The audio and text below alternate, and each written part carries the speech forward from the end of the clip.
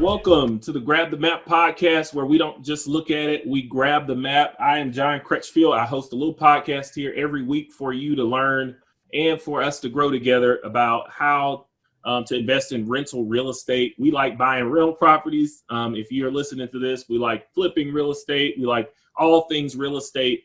And I'm excited today to have a guest for you that I think can add a lot of value to your life. Don't forget that you can check us out on YouTube now, and you can also email us at grabthemap@gmail.com. I answer every single email that you send there. So if you just want to connect, have a question, shoot me an email at grabthemap@gmail.com. Conrad Jackson, are you there, man? I'm here, man. I'm definitely here. And that's awesome. I'm so glad you decided to do this podcast. It's Tuesday when we're recording this. I don't know when people are listening to it. Yeah. It just so happens the podcast usually comes out on Tuesday. So if you're listening to it fresh and you click that subscribe button, it's Tuesday. And I really am excited to get to talk to you. We kind of cross paths on the social side of things, where our kids were playing soccer. Yeah. And you are that soccer dad. Yeah. Definitely. Yeah, man. And at the time, we didn't get to really sync up about our businesses, but since then we've been able to do that. You've been able to list some property for me as well, give me some advice and feedback, and I appreciate that. So I thought we could share that with some folks that would see this podcast. So you ready to get started? Get excited? I am, man. Thank you for having me, and yeah, let's get to it. Good, man. So maybe we could just start off with your story. Like maybe you could just tell us how you got started in real estate and what your real estate experience has been so far. Sure. So currently I am a residential real estate agent for Remax. So yeah, man, I am been in real estate now for about 15 years. I started as a teenager. I actually went to college my freshman year to get a mechanical engineer degree. Imagine that. So studied a little bit of engineering, didn't quite like it, came back home and decided that I was going to take a stab at getting into real estate. So the introduction to the business was actually through a buddy of mine who I played high school basketball with. His dad was an agent. I looked him up, sent him an email. He said, "Man, I'm looking for an assistant. You know, if you'd like to come by and learn the business that way, then let's do it." So that's how I got into the actual real estate business, is being an assistant. And then here we are 15 years later, partners. We manage one of the top teams in Tarrant County in the Dallas-Fort Worth area. So we've been very successful on the real estate sales side in residential sales. So that was kind of my introduction to getting into the business. Since then, I have been able to start a home building company, a small home building company where we build affordable homes for people. And then also about a few years ago, I'd say about 3-4 years ago, I started into the real estate investing space and bought my first property. So just a little bit of everything. It's kind of 3 phases of my real estate cycle right now. And that pretty much takes care of my day-to-day activities between those three phases of the business. So you're doing like real estate sales, you're doing home building, you're doing investing, and I'm gonna add to that because you're also doing some education now too. Indeed. Yeah, so yes. you got another wing. You got another wing of stuff that you Yeah. Did I miss something? Can you just go back? Did you get that mechanical engineering degree? I did not. So what happened was I went to Texas Tech my freshman year of college, was studying mechanical engineering. Loved the school, loved the campus, didn't love engineering. So I came back and actually enrolled at UTA. The plan was to enroll at UTA for the summer. And then I had gotten accepted to the University of Oklahoma, so I was going to transfer there. Well, of course, once I got home, because I'm from Arlington, when I enrolled in the University of Texas at Arlington, I changed my major to real estate. So I actually have a bachelor's degree in real estate. All right. So you did get some education. Yeah. You got some education from university, but you were different because you're able to transfer that. Make that decision in the right time. Some of us got degrees and things that we don't even use at all. So yeah. It was definitely interesting, man. I tell everybody I'm Usually the only person that you meet with a real estate degree. There's not many people around that have a real estate degree. And I started working at the RE/MAX office while I was in school to get the degree. So it was one of those kind of dual course, like I'm learning on the fly and I'm learning in the classroom. And that definitely helped me to get to the spot that I'm at now. You could probably help build out an education program, for universities, because I know a lot of times, as a former college professor, we think a lot in theory and we don't have the practice side. So you were getting a blend of both worlds. Absolutely. I'm interested to hear as well about this relationship with you as an assistant and you coming in assisting a broker, I would imagine. Yeah. So how do you think that influenced your success? I think it was probably the best way that I could learn how to be successful without having to really just jump out there completely on faith. One of the benefits that I had was because I was in school, I was working pretty much part-time hours, right? And I was on an hourly basis, where my partner, who is a very successful, his name is David DeVries, who's a very successful residential sales agent in the Arlington area. He was just killing it. And so I got to learn from him directly. I was with him every day. I went on these appointments. I saw the houses. I saw how he ran and managed his business. And it gave me basically, free reins to go and try to mold it to what I wanted it to be for myself. And so it was a great way to learn, man. I did a lot of the day-to-day activities that help you get to the point where we're at now, where you can kind of, create your own space, create your own networks, manage your own listings, do whatever you pretty much feel like doing. So I learned boots on the ground. And I think that backed up with the classroom piece of it, showing the examples, the case studies, I was able to relate that very easily.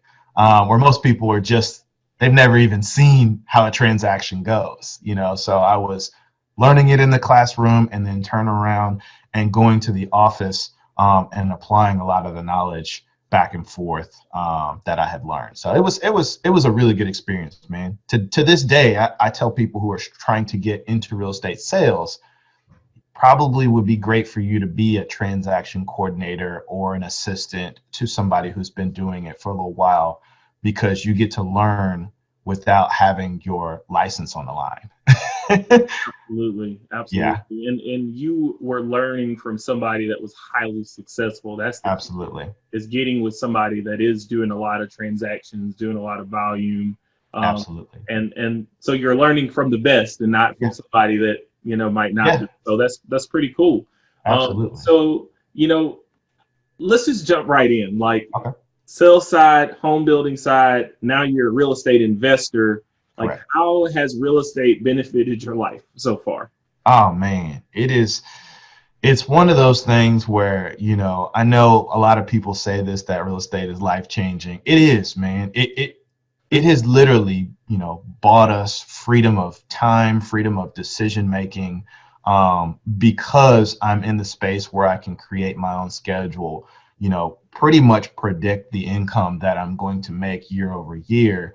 I've got the ability to be present for all of my family's functions, my kids' functions, be able to allow my wife to make the decision on if she wants to work or if she doesn't want to work. And if she does want to work, how much does she want to work? We have the freedom to make choices where if I wasn't in that space, I would be more dependent on the job that I had, the flexibility that it allows, as opposed to the career I feel like that we've created, not only for ourselves, but for others. We employ a lot of contractors, subcontractors, in the day-to-day activities and provide for a lot of different people. And real estate has been able to afford us that opportunity. And I think that it's important for you, even if you're okay working a stable job and that's where your comfort zone is, if you can create some type of passive income, real estate being one of the best ways to do that, then you can really set yourself up to not have as much pressure making the day-to-day life decisions. Yeah. I mean, that you're kind of teaching me how to do a podcast interview right now, because you went into everything. I mean, but the one that really resonates with me is you're able to be present. right? Right. You've That's got a correct. young family, you've got beautiful family, Thank you. and you're Thank able you. to be present, Yeah. right? So Yeah. you don't have to miss the soccer game. I was just about to say that. That's how we met. I'm Yeah, able to be yeah, at soccer practice. So it's just one of those things where, man, it can be wonderful if you really do, take it seriously. It's one of those things that can give you pretty much what you're looking for out of life. Whether it's, for different people, it's different things, but time is, I feel like, my most valuable asset that I can offer people. And so I was able to take control of my time.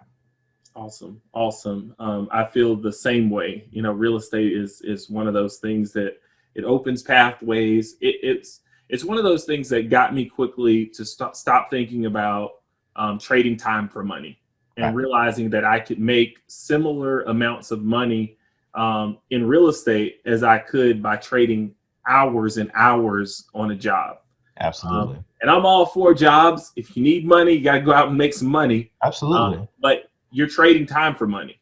Right. And when you can make that shift from trading time for money to adding value, and you deciding how much time you spend to make that money, you can really do well. So Yeah.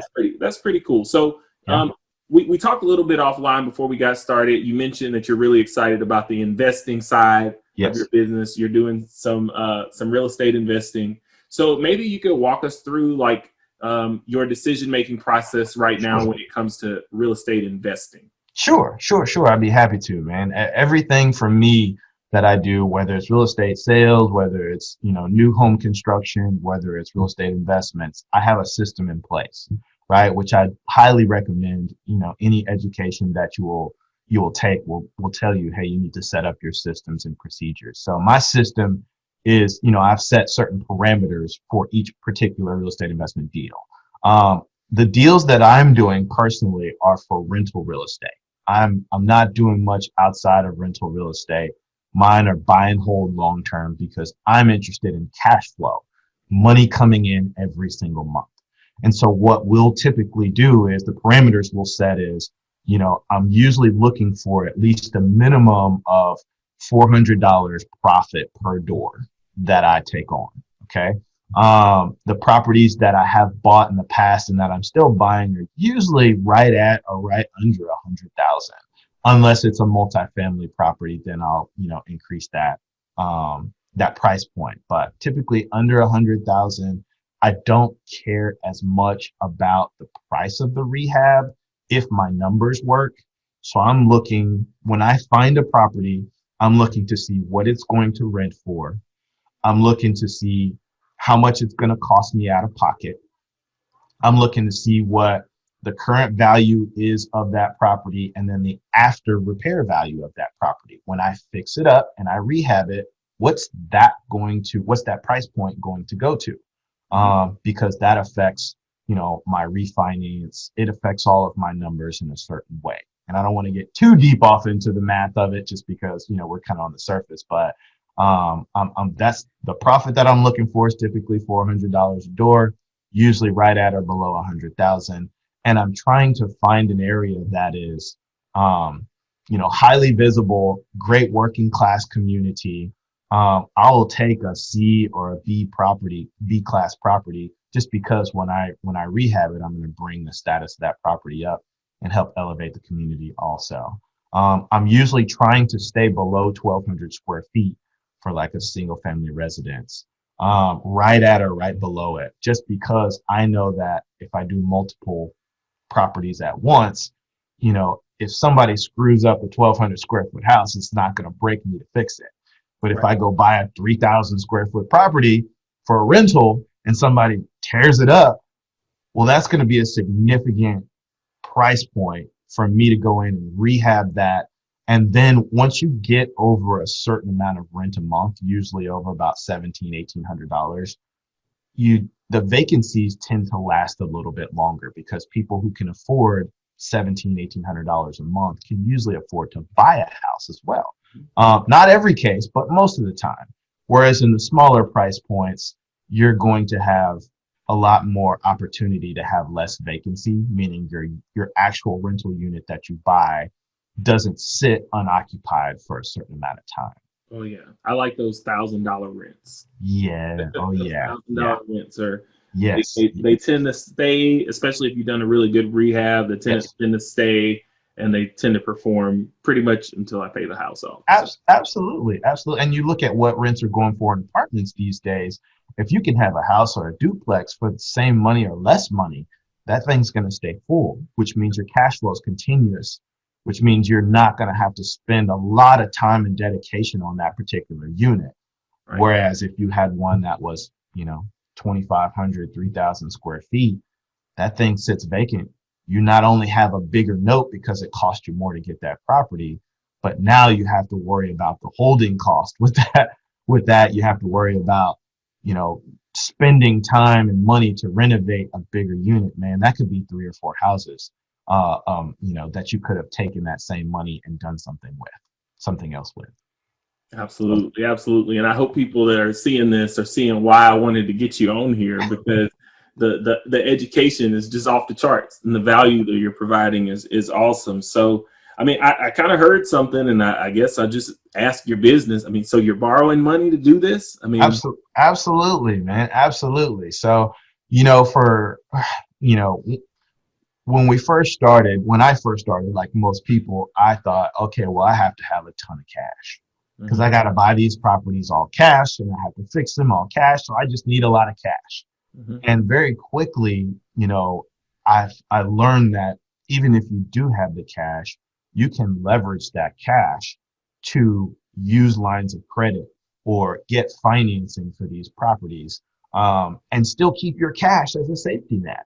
The very first property that I purchased, I actually came out of pocket less than $5,000.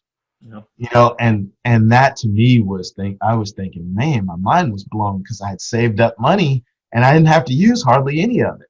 yeah, And when I went for that financing, the bank held back a certain amount of dollars. I think they actually gave us $10,000 to start construction on that property. So it was like they gave me the loan to purchase it.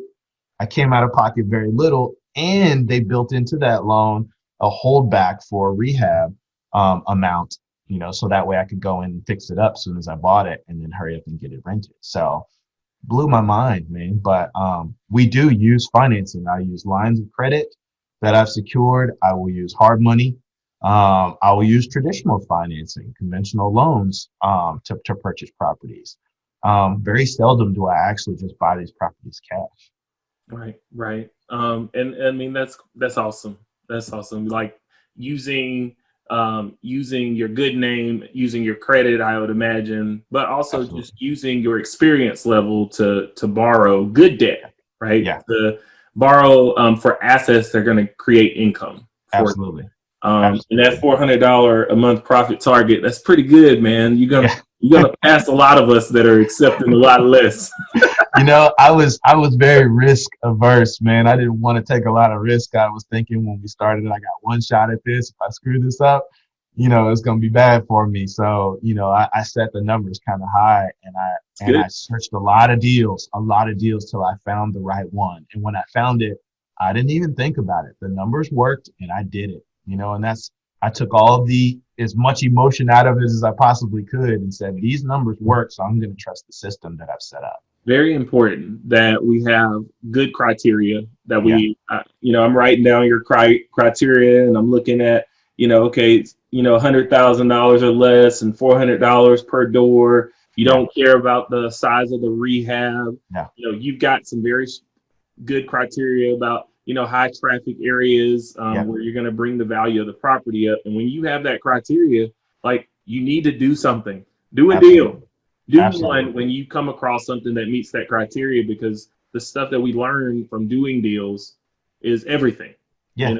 know, I'm a little bit more risky, but at the same time, the same thing is true. I've got my criteria, and Right. I'll do as many deals as I can leverage into within that criteria, because Right. the benefits are exponential. And Absolutely. it actually becomes a snowball, because as people see that you're doing deals and that um, you're doing what you say you're going to do, you Right. attract more, and you attract more of what you need to keep growing and keep going. So Absolutely. That's man. awesome. That's awesome. So maybe I know you said you didn't want to get too specific, but did you have a deal possibly that you could walk us through by the numbers and just very generally? Absolutely. Absolutely, man. I bought, so my second deal that I did, my second investment, rental property that I purchased, it was a property over in kind of East Fort Worth. And so it actually cost us, it was a 2-bedroom, 1-bath house that was a foreclosure, right? And so it was listed in MLS, and it was 39,000 was the asking price for it. So I found that property. I went, took a look at it in person. It was a 2-bedroom, 1-bath that was 1,100 square feet exactly, frame house built in 1920s, pier and beam, needed a good amount of work. There were bars on the windows everywhere. There was a drug house across the street. I mean, there was high traffic corner lot right behind a shopping center. And so we purchased that property, myself and a partner of mine, who I do my real estate sales with. We partnered together on this one, and we purchased it for $39,000. We did pay ask price for it. Closing costs cost us about a little over $1,700. And then so my total cash to close was just a little over $6,900. That's myself and my partner together. We split it 50-50, right? The rehab on it was about $20,000. We added a bathroom. We didn't add square footage, but we did reconfigure the space to add an actual full bath. So we turned it from a 2-1 to a 2-2. The reason we did that is because when I looked at the rental comps, the 2-1 rents were right below $1,000 for that area. But when you added that second bathroom, they shot up over $1,000, just a little over $1,100. So we rehabbed it for about $20,000. And so, all in with everything, sales price included, we were at a little over 65, just shy of $66,000 on that deal. We rented that property out for $1,125 a month, which it is still currently renting for $1,125 a month. The expenses, including the mortgage payment, property taxes, insurance, property management of 10%, and then 5% budgeted for CapEx and overhead, came out to like $718. And so we're seeing $400.16 a month of profit after expenses. And so our cash on cash return on that one was 16%. It was our second deal ever. And it's a phenomenal, for us, it was a phenomenal deal because, it didn't cost us money out of pocket, much money out of pocket. And it gave us the parameters that we had set. Yeah. I mean, it meets all your criteria. Yeah. And actually, you got me thinking about one I got over there that's probably under rented right now. That's why he's staying. Yeah. The rental comps, man, it's just something, it's one of those tricks of the trade that you just, even for me, I think rents are a certain amount, and then time passes when you're doing the rehab and the rents jump, the after repair value jumps, and you're sitting there holding a valued asset that you don't know how you got that number other than just time. Time did its thing. Time is doing its thing. Yeah. I invest out of state. I invest in state, in Texas. And it's crazy the appreciation that's happening in Texas. It's I just had a building appraised that I bought 3 years ago, and at the time it was kind of a mediocre deal. Yeah. And we just got an appraisal where there's been like 40% growth in the value. It's crazy. And I went to the appraiser. I was like, hey, look, I don't want to borrow too much on this now. Like, are we good? And he's like, look at the comps. He's like, look at the comps. That's what they're selling for now. Yeah. That's out in Mansfield ISD. And I was like, wow, it was like amazing.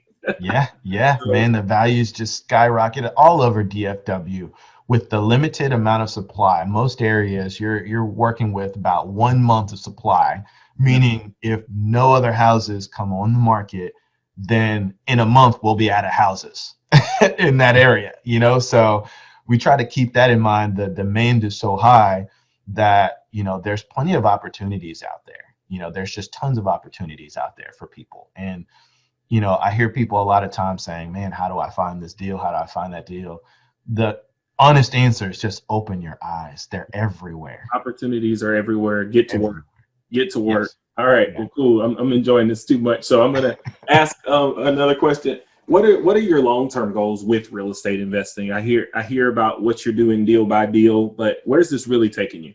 Yeah. So for me, the goals have kind of evolved since I started. Once I got into real estate investing about 3 or 4 years ago, I had I felt like it was a pretty strong goal of purchasing 2 properties a year for the next 5 years to get to 10 properties, and then try to leverage that into a bigger property. So that accelerated pretty quickly.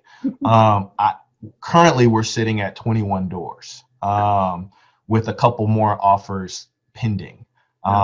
So the goal was to get enough cash flow to replace my real estate sales income, enough cash flow in per month. I started out and said, man, if I could get, $5,000 every month, then that would significantly help relieve some of the burden of pressure that I have from real estate sales. And then once we got there, it's like, hey, can we get 10,000? Then once you get there, it's like, hey, can we go to 20? Can we go to 50? So the goal for me is to be able to create a sustainable business to where if I walk away, that sucker turns every day without me having to be there. So that way I can take that time and travel where I want to go with my wife, with my family. I wanted to be able to allow my wife to be able to make decisions for herself on what she wanted to do, whether it was travel, work, whatever. I wanted my boys to be able to determine what they wanted to do without having to work for somebody. Yeah. They would have enough income coming in to where they could choose which path they were passionate about and go down that road. So that was the goal for me. It's like I said, it started a little smaller and now it grew exponentially. And that's just from taking action, honestly. Even being in real estate as long as I have, the real estate investment side is very different than the sales side. So I had to take action. I had to learn on the fly. I learned more in a $99 weekend seminar about real estate investments than I learned in my whole 4 years of college, yeah. Which is substantial, and I took action. I went to those things. I trusted myself. I ran those numbers. And now we're trying to set ourselves up for, financial freedom and just, generational wealth, not only for our kids, but grandkids and family members and everybody. Man, and you're doing it. You're doing it. And loving the story, loving the passion is just bleeding from you. Yeah, man, you can tell. totally similar story. Yeah. I think I set out the goal and I was like, okay, if I can replace the income from my job, like that's where I want to be. I just want to be able to have that money where I could say, if I don't want to work, I don't have to. That's right. And similar to your story, you start off thinking, okay, well, I can do 2 a year. Yeah. And then you end up exploding and you're like, man, okay, well, there's enough money coming in here for me to quit my job. Yeah. But now I want to double it or something. Yeah. And, yeah. Then it just kind of snowballs. And so this is one of those places where I really want to encourage anybody that's listening to just jump in, get started, do deals. If you don't like it, you can always sell them. Okay. Absolutely. If you don't like it, you can go back to work. Right. All of that. But hearing your story about how you set new goals and how you kind of have these hopes and dreams for your family, it really resonates with me. The travel that you want to do. I remember recently, and I hope you're okay with me sharing this, but recently seeing your post on Facebook about, you buying property for your family and having the 4-wheelers and just the open country and the fishing pond. And, I'm like, look, this is the American dream right here. I don't know if it's the American dream or if it's Conrad's dream. It's the dream. It's the dream that's available to everybody. And I even tell my friends and family members, because they're, when we bought recently, I just shared, we bought 12 acres of land, that I assume that we're going to probably retire on, but that may change. I might turn around and buy 100 acres of land. You just never know where this thing can take you. And one thing that I've found is that because we took the action early, we're in a position to where we can help more people. And I know a lot of people, their passion is helping others. I've never been in a position before that we are in now to where I can help more people than I ever imagined, financially, with setting them up with, their first property, or helping people. For example, my own sister, I'm going to build the first house that she's going to ever build. I'm building it for her on a property that I own. I bought the land so that my family members could have a place to go that was ours and do what we wanted with, not just myself and my kids, but my in-laws, my parents, my sister, my nephew. Like, I wanted something that we had for ourselves. It has a pond on it, it has woods on it, you can hunt on it, it has deer on it, and that it was always a dream of mine, but it's attainable by anybody who just takes action. And everybody says, hey man, like, I want to do this first deal. You're probably not going to get rich off the first one, but the first one leads to a second one. The second one leads to four leads to 8. Before you know it, you're taking down an apartment complex, or you're taking down a 25 house package. You're doing a lot of things that you never could have imagined, and you've set a lot of people up potentially for success, that work with you, that trust you. My title company that I use, my assistant, all these people have been able to grow their businesses exponentially because of the action that we took in the beginning. Man, and your attitude is everything, right? Right. The humility, the servant leadership that I'm hearing, right? It's everything. You are providing a service to the community. Very early on in the conversation, you talked about the contractors that you employ. Yeah. Now you're talking about the other people that have been able to grow their business from your dream. Absolutely. And it's happening. It's happening in real time. The sky is the limit. Who knows what's next for you? But I want to get into that fourth kind of stage, and you are doing some education and mentoring. So if you don't mind just sharing what that looks like for you as we kind of wrap up, what does that look like? Sure. For me, it's one of the things that I've been passionate about is trying to help others not have to, go through as many years of getting this knowledge that I did. I've really asked a lot of people over the years to try to help me. Some people did, some people did not. And so one of the things that I always promise all of my clients, even in real estate sales, friends and family, is, hey man, if you'll trust me and you'll work with me, our deal doesn't end when you purchase your home that you're going to live in. I want to show you how to purchase your first investment property, your second investment property. Yeah. And so what I've been doing is, I did a beginner's or an intro to real estate investing class. I did it online. We had a great turnout. I had, over 100 people interested in it. We took the first 35 people and I tried to walk them through, education on how this works, how this can help your day-to-day life. From there, I started getting phone calls and clients and, people saying, hey, I want to do my first property. So for me, the translation was I was able to help walk them, handhold them through their first transaction that they were doing. We've done a few of them this year. Some of those clients have actually turned around and bought other properties after that and are still buying and rehabbing and doing more deals. And for me, it translated into just being able to see the start of me trying to educate people and watch that come into an existence when they are not only creating another income stream for themselves, but then turn around and helping other people. So it's one of those things that's kind of taken on a life of its own. I try to coach and mentor people as the time allows. But usually it's my clients or, close friends and family that have reached out to me that need a little bit of help. Once you get the system down, you're kind of off to the races. Awesome, man. That is good. How do people get in touch with you after this if they were just inspired by this and they want to reach out to you? Maybe they want to buy their first property. Sure. So email, I am on social media, but my email address is conradsales with an S, DFW @gmail.com. They can reach out to me, ask your questions there. I am on Instagram Conrad Jr. 21, CONRAD Jr., just like it sounds, 21, or on Facebook, Conrad Jackson. You can reach my Facebook there. That way, send me a direct message. I try to reach out to everybody as quickly as possible. I will see it eventually if I don't get you right away, but I will get your response back and help out in any way that I can. I know they're in good hands with you and Grab the Map, but you know, if there's something that I can throw in as kind of a reassurance, man, I'd be happy to. Yeah, that's awesome. That's awesome. Yeah, and I guess I'm going to try to provide that same level of value. We got our first in-person real estate class this Saturday. Nice. So we'll see how that goes. Nice.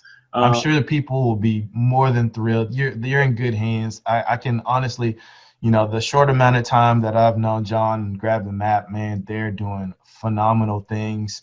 If you'd be doing yourself a disservice if you didn't join that class. Yeah. Reach out to him regularly, answer any questions ask any questions that you may possibly have about real estate investing. He's one of the best in the business that I've met thus far. Man, I appreciate it. You know, the fun thing about this now for me is like networking with other people that are doing big things. Yeah. Because for so long, I spent time like networking with people who thought small.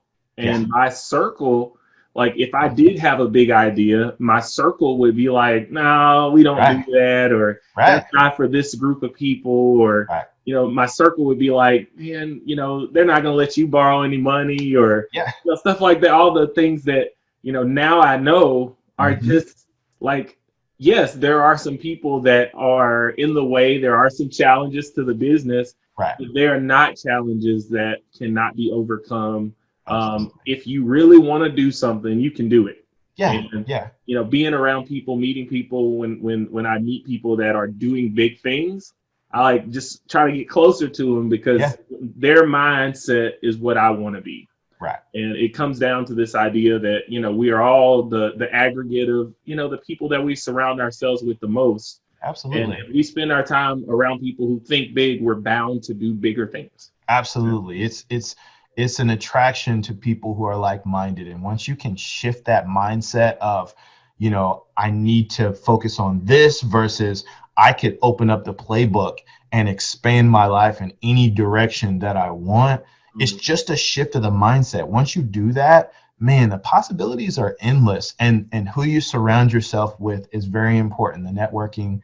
Also, the last thing is probably, what do you listen to when you have free time? You know, a lot of people will turn on the radio and listen to music. I'm listening to real estate podcasts. I'm listening to, you know, people who have different ideas of different creative ways to do financing, creative ways to find deals. Like, you're constantly fueling yourself with more because, you know, it kind of takes a life of its own within you. And the more knowledge you gain, man, the more deals you can do, which is more opportunities for you to reach out and help other people, you know, pull their quality of life up also. Absolutely. Absolutely. You're getting that education, you're making a plan, and you're taking action. And that's really, you know, what it's about. So I really appreciate you for jumping on this podcast. Of course, man. I know appreciate you for having me. A bit of a short notice, but you were able to jump in and we're going to share this as quickly as we can get it out. And hopefully people will connect with us. Remember, Conrad provided his contact details. And you can always reach me at grabthemap@gmail.com. Check us out on Facebook. Don't forget to like this video so you'll get them each week. This is where we don't just look at it, we grab the map.